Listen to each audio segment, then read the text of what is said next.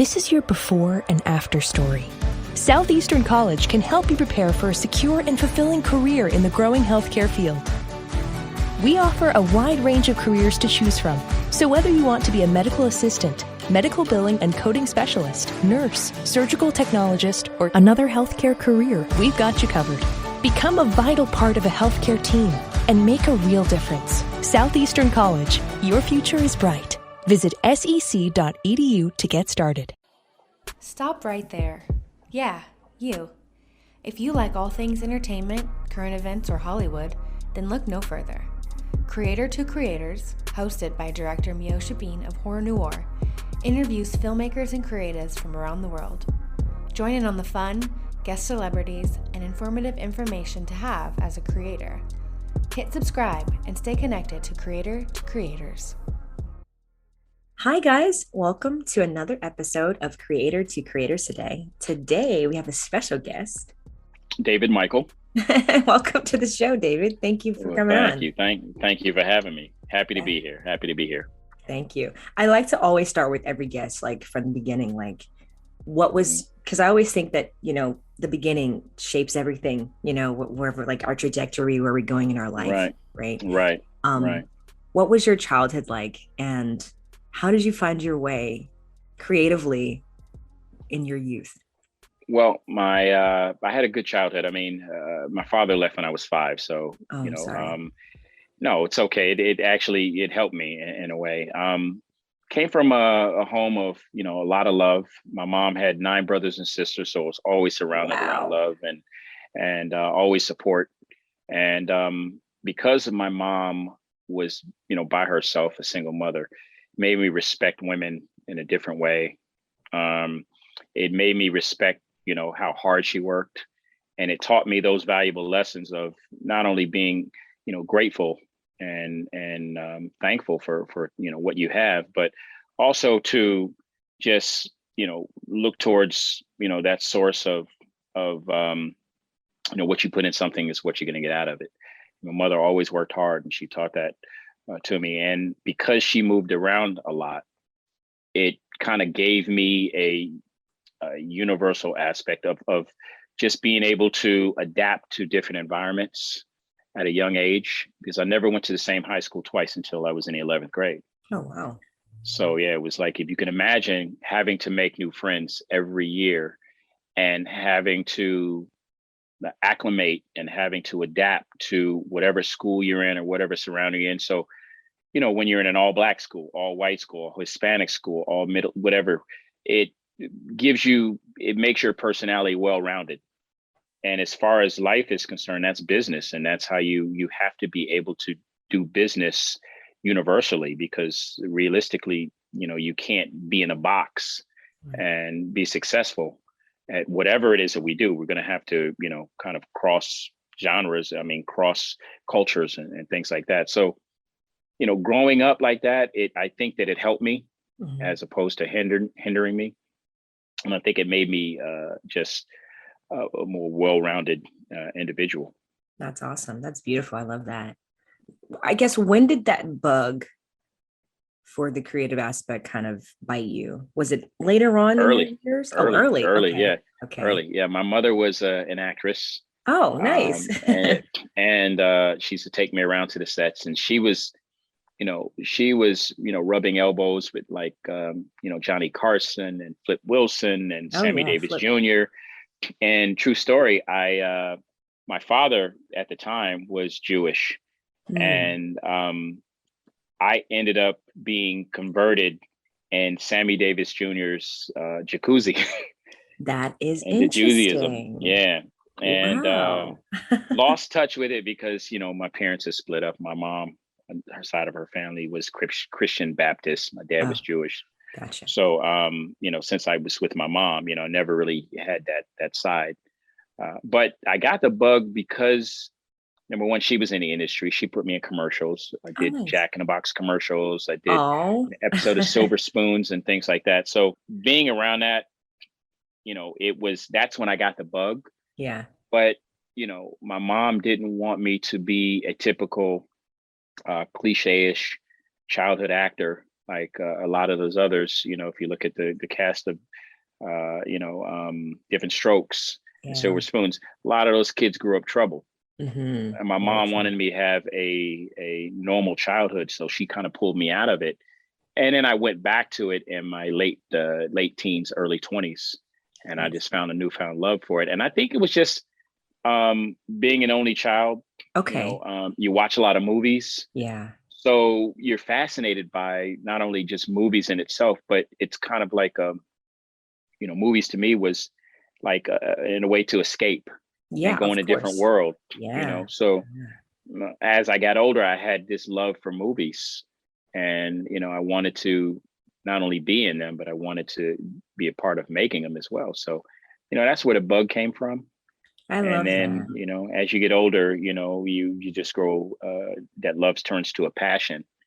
And that's where I'm at now. I'm just very passionate about what I do, and passionate about making just not only just projects itself, but just good projects that I would want to see on the screen or I would want to watch. So, Yeah. that's the ultimate goal is to make sure that if I'm excited about it, then I'm sure that the rest of the world will be, because, if you put passion into something and you put, effort and hard work into it, hopefully people will see that. Yeah, I do believe that. I mean, I think that everything, there's an audience out there for everyone, right? There's different. Mhm. I mean, I've seen so many films. I'm like, wow, I didn't think, I'm like, Yeah, whoa, but there is a niche for everything. yeah, So it's really cool, the creative yeah, field that we're in. It's like we could just do anything, and someone's gonna be like, absolutely. oh, I related to that because not everybody thinks alike, but probably also thinks like you. And it's like, oh wow, Yeah. this is really cool. Well, it's never ending, because there's Yeah. always new material being created. There's certain catastrophic events that happen Yeah. in our world, and that's a story to be told. And there is ongoing things that keep happening in this world that that are interesting stories to tell. So it's a never ending process, Right. and there's always some material to feed off of. So if you can kind of capture that and kind of convey that creatively Hmm. and stylistically, it's interesting and it's sellable. Yeah, for sure. Yeah, I love the creative the world. It's so great because it's very Yeah, subjective. It's really cool. Like, someone's gonna take a different interpretation now of what you make and put out there, and someone's gonna be like, no. exactly. But I like those conversations, like when you can watch something and it sparks a conversation versus like, it's like even if I didn't understand, it's like we're gonna watch it again because I love films like that where you have Right. to go back and watch it and it's like super like Yeah. intriguing. But what would you Yeah. say as far as like for you creatively?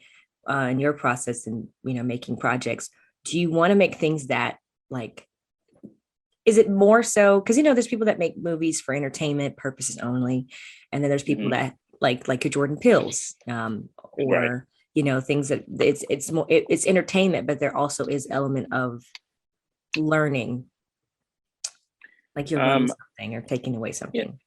Yeah. I want somebody to be, moved and affected by some of the projects and things that I do. And I want it to spark, you know, um, spark something that touches somebody within. So, if they can walk away from it, uh, feeling a certain way about something, or, it's, you know, an artist told me a long time ago, a very famous actor, told me it's not so much what people see, it's how you make them feel. And Hmm. when somebody can walk away from something feeling something, you affect them a whole lot more. One of the things that I think is truly and is a big aspect of at least my style of filmmaking is the music aspect of it. Because when you look at, I grew up on shows where, there were like Miami Vice and New York Undercover and all these things that were musically driven, and you Hmm. felt it even more. A lot of times when you have a really good soundtrack and you have music behind it, it drives the story more, makes you even feel even more. Right. So if I can walk away and I could kind of tie that into, to my projects, and, how you walk away feeling, Hmm. you're going to be effective because, like I said, it sticks with people even more. And that's the thing, like you just said, people come back and watch these things, not because so much because of what they see, Right. because it sparks a certain feeling that makes you feel. This is why you watch movies over and over and over, and you watch something because it makes you feel a certain way. Mm. So if I could kind of not only convey a good story, behind it, but also, implement an aspect of an emotional aspect, I guess you can say, it's a lot more powerful than just having something on screen. So I see. Those are the projects that I like. I'm a big fan of like Tony Scott was one of my favorite directors. Okay. But if you watch a lot of his films, like a lot of his movies are scored by Hans Zimmer. Of course. And he's the best. Which is one of the great, he's the best of the best. So if you notice a lot of his films, he scored Top Gun. Oh yeah. So Days of Thunder, Crimson Tide. So if you watch these films, they're really good scores. Yeah. And it has that element. It just makes you feel even more. So that's what I want people to walk away with. I love that. Is just an emotional connection to my projects, as opposed to making them feel, because I said, those are the things that are life-changing, and those are the things that make people think, and the light bulb goes on. So yeah, I want people to feel more than see, I guess you could say. I love that. Yeah. Which brings me to your projects. I mean, you have a bunch of projects under your production company. Mm-hmm. And what, I mean, I guess I mean, I love what you're doing. I love everything that you're working on, all the things that you're, Thank you. I love the cartoon series that you're working on right now. Yeah. Please tell me a bit about that. I think that's really interesting. It's different. It was stemmed many years ago. Okay. And it was, again, this was something that I wanted to see on the screen. And I developed it because it was like, I was thinking we should, first off, it stemmed from, I used to love Fat Albert growing up. And a friend of mine was, we were at lunch one day, we were in Solvang, and I don't know if it was a wine talking, because we were wine tasting, but we were just sitting down at brunch and we were talking, and we should make another Fat Albert. We should write to Fat Albert and get him to bring it back. And I started thinking, well, if we can write to Fat Albert, we can write our own. Right. So that's where it came from. And then, we started adding layers and twists to it. And it's a hip hop animated television series centered around a bunch of kids. And it's got positive messages and morality lessons and issues. And it's got music through it. And it's just cool. And it's going to be one of those things that you look at and go, that's hot. That's cool. It's authentic. We're not talking a bear in tennis shoes and a hat on sideways. We're talking the real deal, hip hop. And I'm trying to keep it as close and authentic, with paying tribute to old school hip hop. Yes. And new school, because you don't want to offend the old school hip hop, because what will happen is, most people will, or not most people, but the old school hip hop guys will go, nah, that's not really what hip hop's about. Right. New school is going to be like, oh, that's old. So I want to keep it to where we in an old school fashion, but in a new school twist. Gotcha. And it's going to be entertaining, educational, and again, musically driven. I love that. So it has that element of making you feel something. And it's got elements that we deal with all the kids that deal with certain things like peer pressure and depression. And it's huge. And physical and mental disabilities and identity crisis and sexual preference, all the things that kids deal with today. Yeah. And those things that need to be dealt with, and no cartoon's dealing with that right now. So if we can kind of put that out there in a cool way and kids walk away with it, listen, a lot of things could have been prevented. And, not just now, but even back then, a lot of things could have been prevented had there been a platform and a template like this, Exactly. And, and tragically speaking, the school shooting in Texas, our demographic is 12 to 17 on the show. The kid that shot up the school was 18 years old.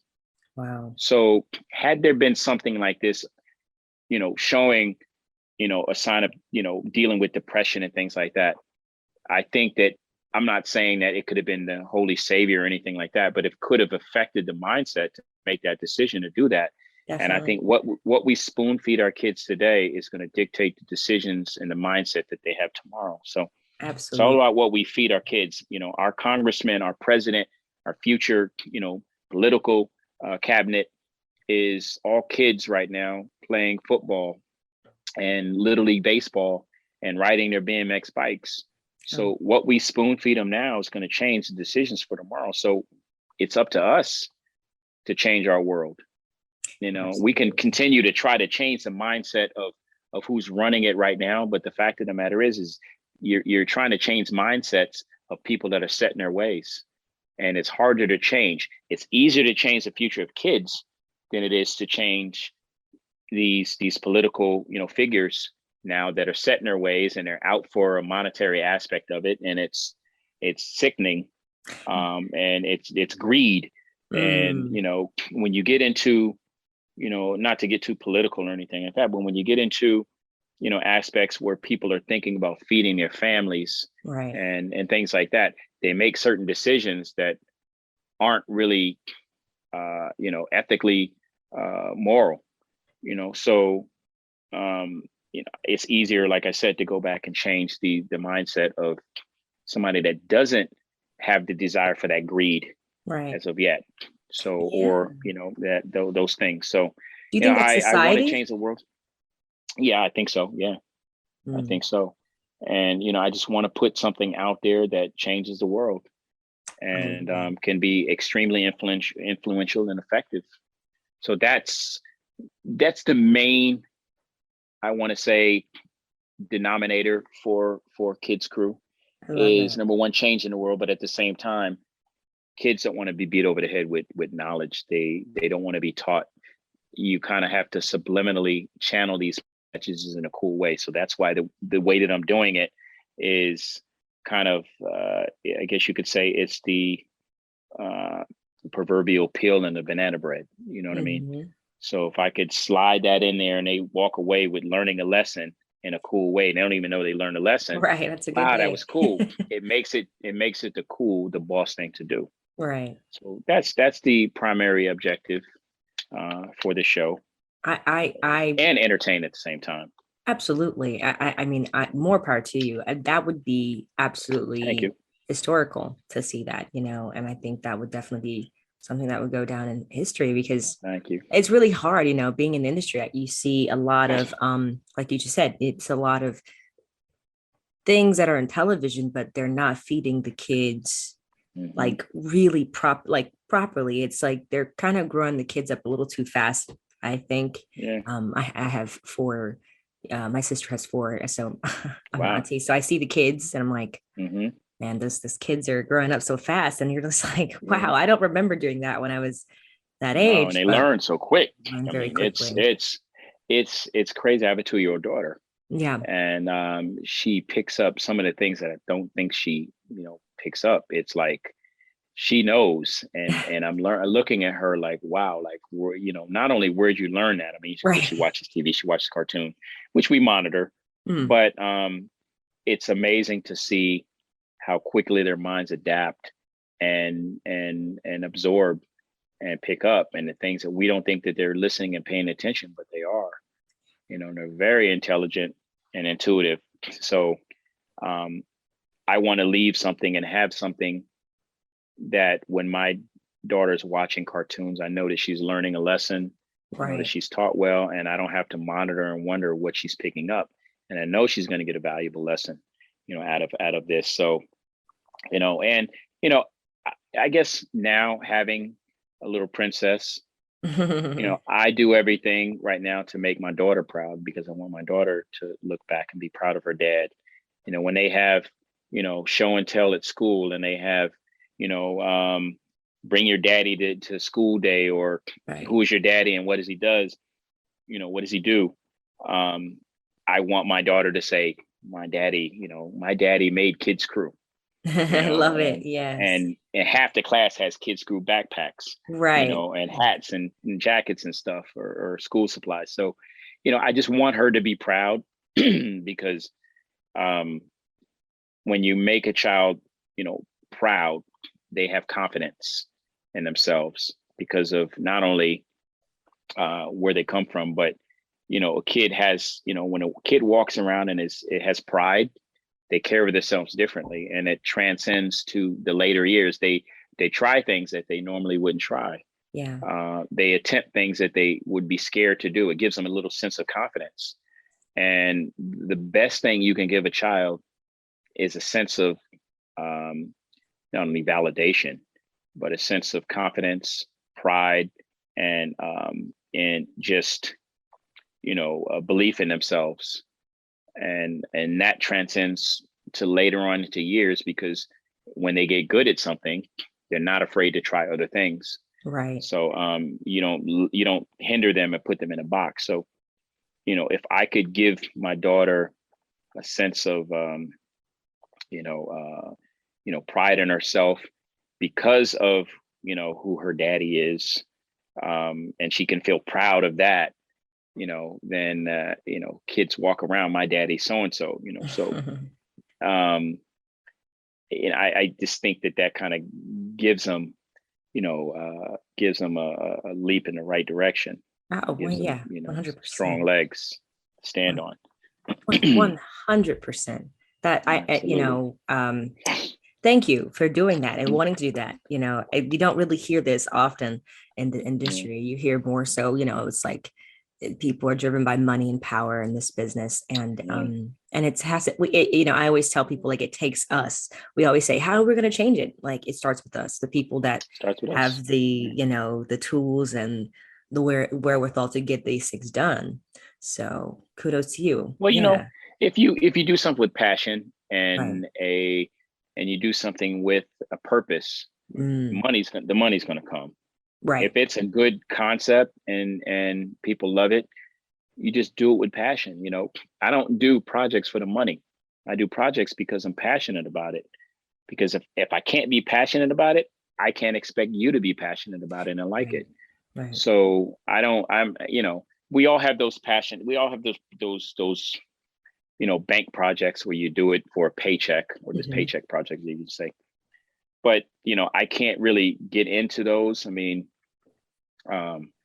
just because, I really have to have something that I'm excited about, because at the end of the day, when I'm done with that project, I'm going to have to sell it and I'm going to have to push it somewhere. So if I'm not passionate and excited about it, I can't sell it, and I can't expect, I can't make you believe in it. So, I try to stick to projects that I can really sink my teeth into. And, I don't want to do projects that are just, or that's cute, or that's nice. I have to do projects that not only knock your socks off, that make you think and go, wow, like this is amazing. So that's what I just want to be excited about the things that I do, Love that. We're doing a horror film as well called Secret St. Mary's. It's called what? I'm potentially sorry. Stars The Secret of St. Mary's. Ooh. And it is it's a period piece. It's based on a true story. Potentially stars John Cusack, nice, Harry Lennox, Ann Layton, Martin Cove from Cobra Kai. We have an all-star cast, and it's a horror film. And it's based on a true story, and it's a really unique story about a family traveling through Virginia City, Nevada, and their car breaks down. They're stuck in a blizzard. They have to find room and board, and they're near a dilapidated psycho ward home. Fantastic. And so I'll just leave it there. So it's haunted, and so basically it's not long before they're haunted too. And it's a really good story, well driven. It's created by a filmmaker that's actually on our Rocket Fuel team, Giovanni Awesome. Zelko, an amazing award-winning director, writer, producer, been in the business 35 years. He wrote it, developed it, and it's really a great screenplay. And I'm passionate about that one too, and we're excited to bring that one to the screen. Oh, all right. Sounds like you guys are cooking up something excellent over there. Yeah, That's we're exciting. trying.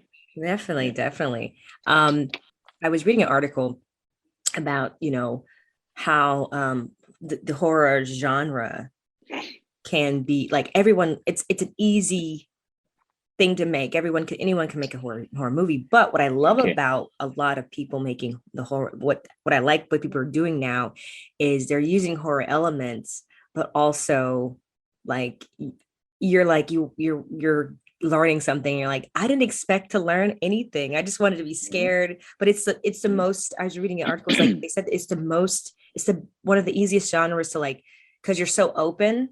You come in with an openness, and so you're already receiving information, even like subconsciously. You don't even think that you're receiving, but it's being stored in your memory. And I was like, that's kind of crazy that, that the horror, mind, a genre can do that to people. But I think Well, it's really cool to use scary elements, mhm. but also like your Get Out, for instance, like, or anything else. It's like, oh, it was like I think it's amazing when you can like they can bring you in with some, a scare, and then you also are like, oh, Yeah, and you're hooked, but you're like, oh, now I want to I'm learning something. it's Holy a crap. psychological aspect of it. Yeah, to get into Love your that. head, and they really plant, not only plant stuff, but just make you think. And Yeah, other than kid movies, horror movies are the highest grossing genre movies of all definitely. time.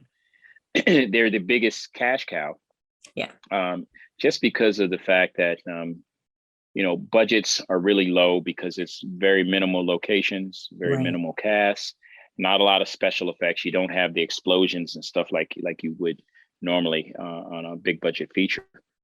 You don't have a cast of 50, 60 people. Right. So you can do, this is why you have projects like the Blair Witch Project that was made Yeah. for less than 20 grand, and it grossed a couple hundred million. You have Paranormal Activity, The Nun, The Conjuring. I can go down the line on these films. Winchester. These are all films that were made for less than $10 million, $10 million, and they grossed a huge amount of money. Huge. So Huge. and among the horror flicks that are the highest grossing, the even higher than that is the based on a true story. Yeah, I love those. Love So those. those are even more, because especially when you're dealing with with true stories and you're dealing with period pieces, it's really interesting because it goes back to that learning something about our history. Yeah, and I So love these that are you're things, and integrating both. this is something that we're integrating, Yeah. not only horror and the psychological aspect of it, but integrating a really good story that is a true story, that is an interesting story about our history I love and that. things, and when you bring that to the forefront, people want to see that.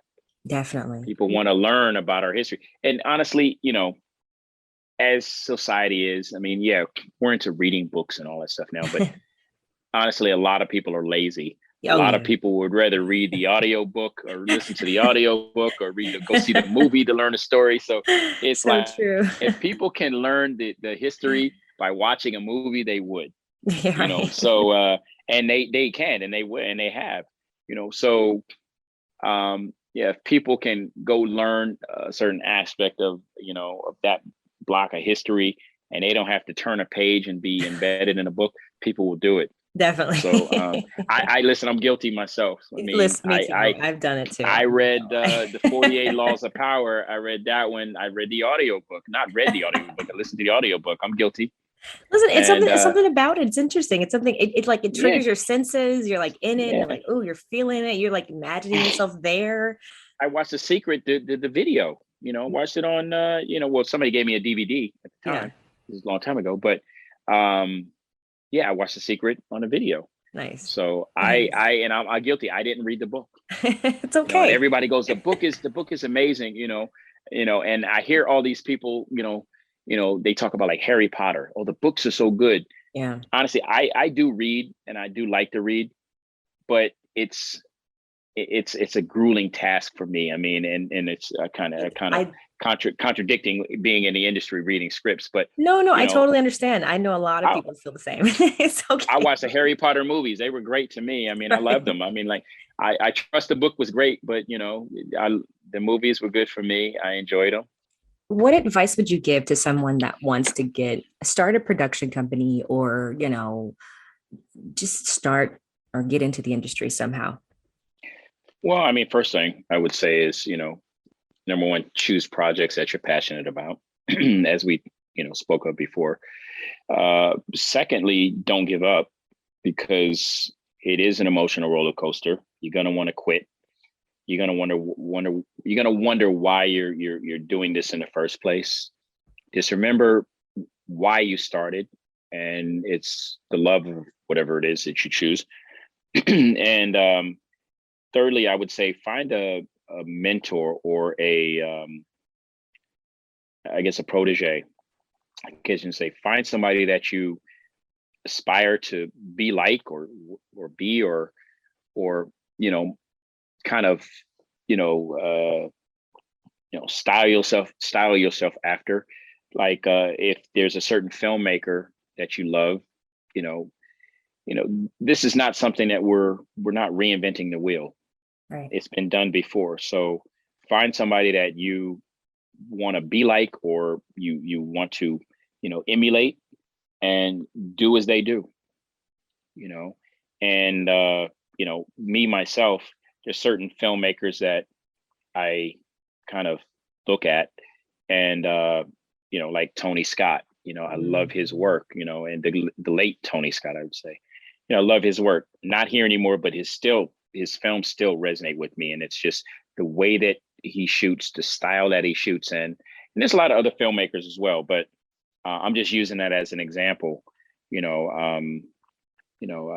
I love a lot of action films, so I love Michael Bay.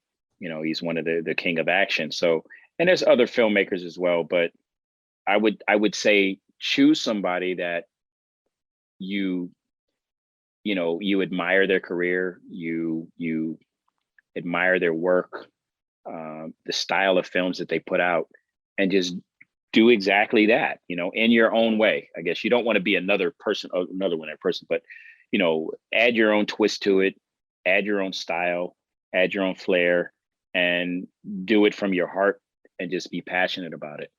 And that's the advice that I can give to somebody that would, wanted to be starting a production company like myself. Yeah. And also, too, is choose a team around you that's going to make your production company, or whatever it is, well-rounded and viewed in the same aspect of the direction that you're trying to go. Right. So it's the same thing. I always say to myself, choose a lifestyle that you want to live, and say no to everything else that doesn't match. So if you want your production company to house a certain, you know, a certain, I guess, basket of content, then surround yourself around people that are going to bring that same element to your production company. Whoever your writers are, whoever, whatever style brings it, so that your Right. production company is going in a direction that you visualize when you started it. And it's a lot of people are so eager to start a production company to surround Yeah. themselves around anybody, and then they have garbage projects because that person's bringing something to the table. So be picky about who you attach to your name and your brand, and your product, because they're a reflection of you, essentially. So yes, you kind of have to be really extremely selective. Right. It's only your future. So Yeah. that's the advice that I would give to somebody starting a production company, or wanting to take that path. I love that. No, great advice. Great advice. Mm. Thank you. Yeah, we get a lot of Thank you. listeners on the show, and there, and people write back and they're like, that really helped me. It's really hearing others' stories, and I love also talking about, the struggle of people, and how, yeah, it's not always an easy thing to do. It's not an easy Right. Right. industry at all. Yeah, No. I think we live in a culture now that people think they'll look at your success or what you've done and say, I just want that, and not Yeah. seeing the, the in-betweens, the ins and out, and how you got it all to where it is. It's definitely a It's journey. definitely, it is a journey and it's difficult, but you know what? It's if you're, if I always say if it's supposed to be yours, it's yours. That's right. So, if you, believe in something and you continue to, it's like don't settle, Right.